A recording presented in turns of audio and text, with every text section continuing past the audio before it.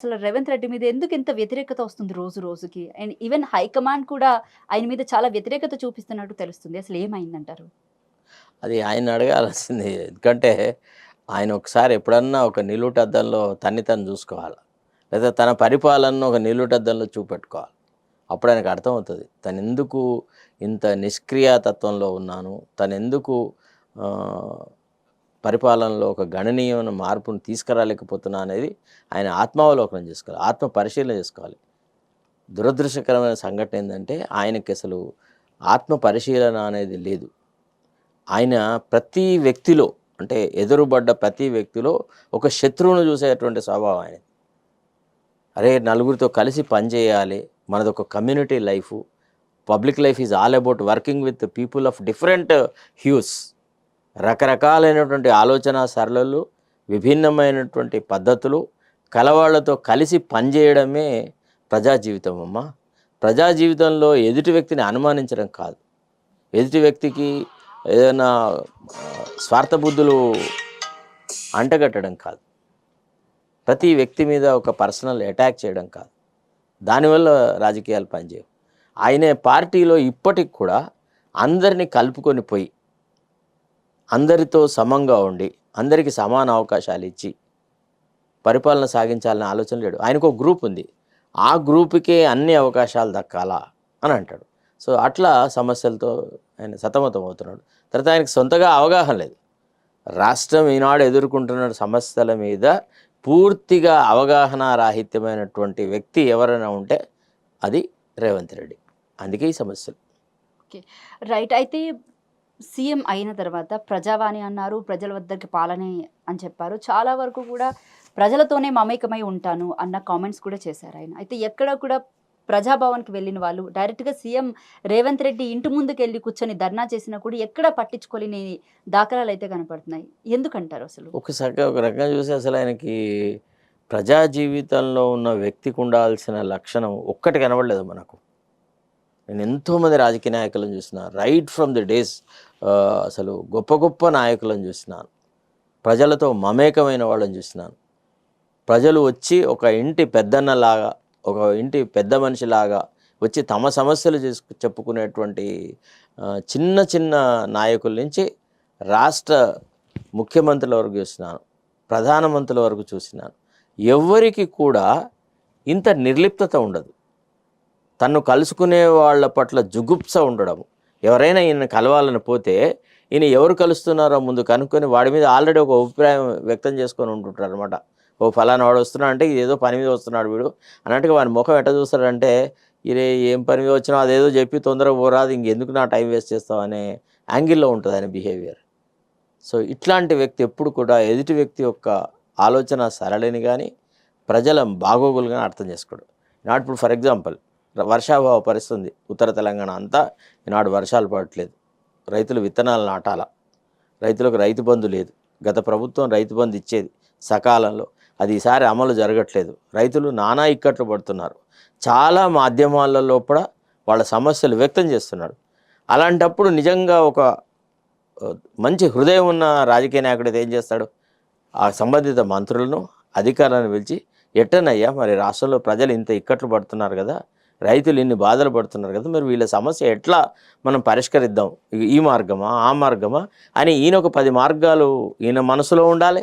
ఎదుటి వ్యక్తుల నుంచి ఆ సలహాలు తీసుకోవాలి. తద్వారా ఆ సమస్యకి ఇమీడియట్గా పరిష్కార మార్గం కనుక్కోవాలి. అంతేందుకు తను సొంతగా కలవకున్నా కానీ తనను కలవడానికి వచ్చిన ఆర్తితో ఉన్న వాళ్ళను, బాధతో ఉన్న వాళ్ళను పట్టించుకోకుండా పోలీసులతో నిరోధించి వాళ్ళ మీద అత్యాచారాలు చేయించి వాళ్ళను మెడలు పెట్టి గెంటేయించి ఏ రకంగా ఇతను ప్రజల మనిషి అవుతాడు చెప్పండి? అది ఆయన సమస్య. రైట్. అయితే రీసెంట్‌గా జరిగినటువంటి ఇన్సిడెంట్ ఏదైతే ఉందో ఇక్కడ కరీంనగర్ జిల్లాలో జరిగిన ఒక ఇన్సిడెంట్ ఉంది. దాని గురించి ఎక్కడ కూడా ప్రభుత్వం పెద్దగా పట్టించుకోలేనట్టు కనబడుతుంది. దాని గురించి మీరేమైనా చెప్తారా సార్? ఒక చిన్న 6 ఏళ్ల పాపని తీసుకెళ్ళి పెద్దపల్లి. కరెక్ట్. అంటే శాంతి భద్రతల విషయంలో కూడా ఈ ముఖ్యమంత్రికి ఏదైనా అవగాహన ఉందా అంటే లేదు అని 100% చెప్పొచ్చు. ఇప్పటికీ రాష్ట్రానికి ఒక హోం మంత్రి లేడు. జనరల్గా హోమ్, రెవెన్యూ ఆర్థిక శాఖ, ఇట్లాంటివి ఎవడు కూడా ముఖ్యమంత్రి తన దగ్గర పెట్టుకోడు. దానికి ఒక మంచి యోగ్యుడైనటువంటి ఒక మంత్రిని పెట్టి లా అండ్ ఆర్డర్ను ప్రొటెక్ట్ చేసి ప్రిజర్వ్ చేసేసి శాంతి భద్రతలను కాపాడడం ద్వారా రాష్ట్ర ప్రజలకు ఒక ప్రశాంతమైన వాతావరణం సృష్టించాలి. ఆయన మంత్రివర్గంలో అన్ని శాఖలు ఎవడికి పడితే వాడికి ఇచ్చినాడు తప్ప ఆయనకు యోగ్యుడైనటువంటి హోంమంత్రి దొరకలేకపోయినాడు. ఈ హోంశాఖను ఎవరికి ఇవ్వాలా అనేటువంటి ఆలోచనే ఆయనకు లేదు అని అంటే ఇంకా మనం ఏం చేస్తాం చెప్పండి. పక్కకున్న ఆంధ్ర రాష్ట్రం చూడండి, చక్కగా చక్క మంత్రివర్గం ఏర్పడింది. ఆ సూపర్ 6 అన్నారు, 5 మొట్టమొదటి సిగ్నేచరే పెట్టినాడు. అఫ్కోర్స్ రాజకీయంగా చంద్రబాబు నాయుడు విషయంలో మేమంతా సానుకూలంగా ఉన్న వ్యక్తులం కాదు. తెలంగాణ ఉద్యమం చేసే రోజుల్లో కూడా మా ఉద్యమాన్ని సర్వనాశనం చేసినాడని, సమైక్యులకి ప్రాధాన్యత ఇచ్చినాడని, ఆంధ్ర వాళ్ళకు ప్రాధాన్యత ఇచ్చినాడని మాకు ఎన్నో గ్రీవియన్సెస్ ఆయన మీద ఉన్నప్పటికీ కూడా పరిపాలన దక్షత అనేది చూసినప్పుడు మాత్రం ఆయన వడివడిగా ఏదైతే పరుగులు వేస్తున్నాడో దాన్ని చూస్తే మన శత్రువును కూడా మనం మెచ్చుకోక తప్పదమ్మా. నేను అనేది ఏంటంటే నీవు ఒక ప్రణాళికను అనౌన్స్ చేసి ఈ రకంగా ప్రజలని 5 సంవత్సరాల కాలంలో మీకు ఈ రకంగా మా పార్టీ సేవ చేస్తుందని చెప్పినాం కదా, మనం రూల్ చేస్తా అనలే కదా. ఒక ఎలక్షన్ మేనిఫెస్టో అంటే ఏంది అంటే మీరు చాలా ఆర్తిలో ఉన్నారు, సమస్యల్లో ఉన్నారు, మీ సమస్యలు మేము ఈ రకంగా క్రోడీకరించినాము, మీ సమస్యలకు మేము ఈ రకమైన పరిష్కార మార్గం కనుక్కుంటాము, మా చిత్తశుద్ధిని ఈ ప్రణాళికను అమలు చేయట్లో చూపెడతాము అని చేసినటువంటి ఒక పవిత్రమైన వాగ్దానం. ఆ మేనిఫెస్టోని ఎంత ఆప్యాయతతో, ఎంత ప్రేమతో, ఎంత ఆదరాభిమానాలతో అమలు చేయాలి. ఒకవేళ ఎక్కడైనా అమలు చేయలేని పరిస్థితి అంటూ ఉంటే ప్రజలకు చెప్పాలి కదా, ఫలానా విషయంలో ఈ రకంగా చేద్దామనుకున్నాను, ఈ రకంగా వసతులు రాలేదు, సౌకర్యం లేకపోయింది, చేయలేకపోయినాను, దీన్ని ఇప్పుడు కాదు ఇంకోసారి చేస్తా అని చెప్తారు కదా.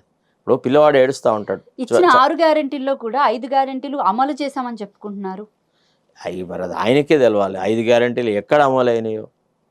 అసలు ఎలక్ట్రిసిటీ విషయంలో కూడా చాలామంది ఫోన్లు చేసి మాట్లాడుతూ ఉన్నారు. గ్యాస్ విషయంలో కూడా ఉచిత గ్యాస్ అనేది అసలు ఎవరికి అమలు అవుతున్నాయి ఎవడి బాబుకు తెలియదు. అక్కడ కూడా మళ్ళీ రేషన్ కార్డు ఉందా, గ్యాస్ కనెక్షన్ ఎవరి పేరు మీద ఉంది, ఎలక్ట్రిసిటీ మీటర్ ఎవరిపైన ఉంది అనేటువంటి మీమాంసలు, అనేటువంటి వివాదాలు చాలా ఉన్నాయి. ఇప్పుడు ఎప్పుడో కేసీఆర్ రాకముందు డాక్టర్ రాజశేఖర్ రెడ్డి కాలంలో కూడా రేషన్ కార్డ్స్ ఇచ్చినారు. ఆ తర్వాత రేషన్ కార్డ్స్ అంటూ ఇవ్వలేదు.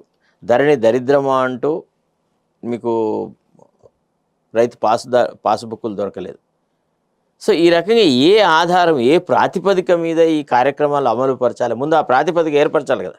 ఇప్పుడు మీరు రేషన్ కార్డునే ఆధారం చేసుకొని దాని బేసిస్ మీదనే మీరు ఏదైనా సౌకర్యాలు కల్పించదలుచుకుని అనుకోండి, వెల్ఫేర్ స్కీమ్స్ అమలు చేయాలనుకున్నారు. అలాంటప్పుడు ఏం చేయాలి, ముందు రేషన్ కార్డ్స్ అందరికీ ఇవ్వాలా, అర్హులైన వాళ్ళందరికీ రేషన్ కార్డ్స్ ఇవ్వాలి. అసలు ప్రయారిటీ ఐటమ్ ఏదమ్మా ఈ ప్రభుత్వానికి? ప్రయారిటీ ఐటమ్ ఏంది? కొత్త ప్రభుత్వం ఏర్పడిన తర్వాత బీద జనులకి, బీద ప్రజలకి మనం కొన్ని వెల్ఫేర్ మెజర్స్ చేయాలనుకున్నాం. దానికి ఒక ప్రాతిపదిక ఏర్పరచాలా వద్దా? ఆ ప్రాతిపదిక ఏమై ఉంటుంది అంటే బిలో పావర్టీ లైన్ ఉన్న వాళ్ళకి ముందు కలిగించాలా అన్ని వసతులు అనేది ఒక మన ఆలోచన. అలాంటప్పుడు బిలో పావర్టీ లైన్ వాళ్ళని గుర్తించే విధానం ఏంది? రేషన్ కార్డే కదా. ముందు బిలో పావర్టీ లైన్ వాళ్ళ ఐడెంటిఫికేషన్ జరిగిందా? అందరికీ రేషన్ కార్డులు ఇచ్చినాడా? అది ఎవరికి ఇవ్వకుండా గతంలో ఎప్పుడో 10-15 సంవత్సరాల కింద జరిగిన ప్రక్రియ ఆధారంగా ఇవాళ మీరు కార్యక్రమాలు అమలు చేస్తా అంటే అది ఎంత అన్సైంటిఫిక్గా ఉంటుందో చెప్పండి. అంటే ఓ పక్క ప్రామిస్ చేసేసి ఓట్లు దండుకొని తర్వాత ముఖం చాటేయడం అంటే ఇదే. సో కృతజ్ఞత అనేది లేదు, కృతజ్ఞత అనేది ఇవాళ ప్రభుత్వ విధానాలను చూసిన తర్వాత ప్రజలు ముక్కు మీద వేలేసుకుంటున్నారు. ఇదేంది, ఇట్లుంటుందా, ఇంత బాహాటంగా మమ్మల్ని మోసం చేస్తారా? కాంగ్రెస్ పార్టీ నాయకులు ఎవరు కూడా ఇంత బాహాటంగా ప్రజలకు ఇచ్చిన వాగ్దానాలను విస్మరించలేదు. First time in the history of our combined Andhra Pradesh or the separate Telangana, a person at the cadre of a chief minister is literally ignoring people's demands. అసలు అతనికి అయ్యో నేను ఒక పవిత్రమైన వాగ్దానం చేసినాను, బాధ్యుడిని నేను పిసిసి అధ్యక్షుడిగా ఉన్నప్పుడే ఈ ఎలక్షన్ మేనిఫెస్టో తయారైంది, దీని అమలు బాధ్యత నేనే తీసుకున్నా, నేను బాహాటంగా మాట్లాడినా అనే ఆ ఫీలింగ్ ఏమైనా కనబడ్డదా మీకు ఎక్కడన్నా? ఏ ఉపన్యాసంలో అయినా ముఖ్యమంత్రికి ప్రజల మీద ప్రేమానురాగాలు చూపట్టిన విధానం కనపడ్డదా? అంత కమర్షియల్ యాంగిల్లో మాట్లాడుతూ ఉంటాడు. You hardly find any humanity in him.